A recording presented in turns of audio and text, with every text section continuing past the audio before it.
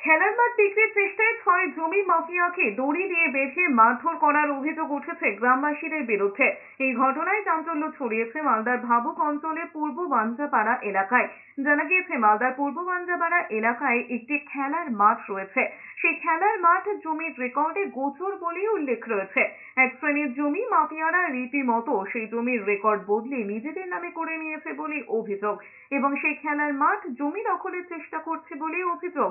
এই নিয়ে বুধবার বিকেলে 6 জন জমি মাফিয়া এই মাঠ বিক্রি করার উদ্দেশ্যে গেলে গ্রামবাসীদের সন্দেহ হয়। গ্রামবাসীরা একত্রিত হয়ে 6 জন জমি মাফিয়াকে আটক করে এবং দড়ি দিয়ে বেঁধে রাখে। এই নিয়ে গ্রামবাসীদের পক্ষ থেকে মালদা থানায় একটি লিখিত অভিযোগ দায়ের করা হবে বলে জানিয়েছেন গ্রামবাসীদের একাংশ। এদিকে ঘটনার খবর পেয়ে ঘটনাস্থলে ছুটে পৌঁছয় মালদা থানা পুলিশ এবং পরিস্থিতি স্বাভাবিক করে 6 জন জমি মাফিয়াকে উদ্ধার করে নিয়ে যায়।